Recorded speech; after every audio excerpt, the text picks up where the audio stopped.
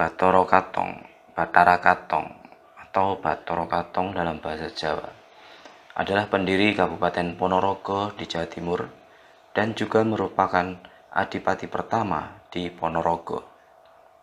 Bathara Katong merupakan utusan Kesultanan Demak untuk menyebarkan Islam di Ponorogo.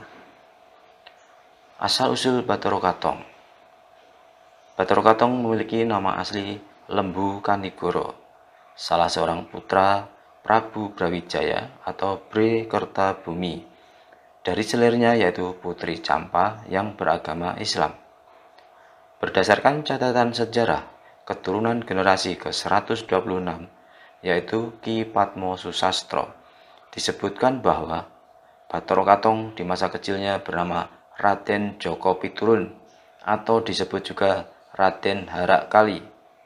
Ia adalah salah seorang putra Prabu Brawijaya dari garwa Pangrambe atau selir yang tinggi kedudukannya. Mulai redupnya kekuasaan Majapahit dan saat kakak tertuanya, Lembu Kenongo, yang berganti nama menjadi Raden Patah, mendirikan Kesultanan Demak Bintoro, Lembu Kanigoro mengikuti jejak kakaknya untuk berguru di bawah bimbingan Wali Songo di Demak. Prabu Brawijaya pada masa hidupnya berusaha diislamkan oleh Wali Songo. Para wali Islam tersebut membujuk Prabu Brawijaya dengan menawarkan seorang putri Campa yang beragama Islam untuk menjadi istrinya. Walaupun kemudian Prabu Brawijaya sendiri gagal untuk diislamkan, tetapi perkawinannya dengan Putri Campa mengakibatkan meruncingnya konflik politik di Majapahit. Diperistrinya Putri Campa oleh Prabu Brawijaya memunculkan reaksi protes dari elit istana yang lain, sebagaimana dilakukan oleh seorang punggawanya bernama Pujangga Anom Ketut Suryo Ngalam, yang kemudian dikenal sebagai Ki Ageng Kutu. Ki Ageng Kutu kemudian menciptakan sebuah seni barongan yang kemudian disebut reog. Dan reog tidak lain merupakan simbol kritik Ki Ageng Kutu terhadap Raja Majapahit, atau disimbolkan dengan kepala harimau yang ditundukkan oleh rayuan seorang perempuan atau Putri Campa, disimbolkan dengan dada merak. Upaya Ki Ageng Kutu untuk memperkuat basis di Ponorogo atau Wengker dianggap sebagai ancaman oleh kekuasaan Majapahit dan Kesultanan Demak. Sunan Kalijogo bersama muridnya Kiai Muslim atau Ki Ageng Mirah mencoba melakukan investigasi terhadap keadaan Ponorogo dan mencermati kekuatan-kekuatan yang paling berpengaruh di Ponorogo. Dan mereka menemukan Demang Kutu sebagai penguasa paling berpengaruh saat itu. Demi kepentingan ekspansi kekuasaan dan islamisasi, penguasa Demak mengirimkan seorang putra terbaiknya, yakni yang kemudian dikenal luas dengan nama Bathara Katong, dengan salah seorang santrinya bernama Selo Aji, dan diikuti oleh 40 orang santri senior yang lain. Raden Katong akhirnya sampai di wilayah Wengker, lalu kemudian memilih tempat yang memenuhi syarat untuk pemukiman, yaitu di Dusun Pampitan, Kelurahan Setono, Kecamatan Jenangan. Saat Bathara Katong datang memasuki Ponorogo, kebanyakan masyarakat Ponorogo adalah penganut Hindu, Buddha, animisme, dan dinamisme. Setelah Bathara Katong memasuki Ponorogo, terjadilah pertarungan antara Bathara Katong dengan Ki Ageng Kutu. Di tengah kondisi yang sama-sama kuat, Bathara Katong kehabisan akal untuk menundukkan Ki Ageng Kutu. Kemudian dengan akal cerdasnya, Bathara Katong berusaha mendekati putri Ki Ageng Kutu yang bernama Niken Gandini dengan diiming-imingi akan dijadikan istri. Niken Gandini dimanfaatkan Bathara Katong untuk mengambil pusaka Koro Welang, sebuah pusaka pamungkas dari Ki Ageng Kutu. Pertempuran berlanjut dan Ki Ageng Kutu menghilang pada hari Jumat Wage di sebuah pegunungan di daerah Wringinanom, Sambit, Ponorogo. Tempat menghilangnya Ki Ageng Kutu disebut dengan Gunung Bacin. terletak di daerah Bungkal, Ponorogo.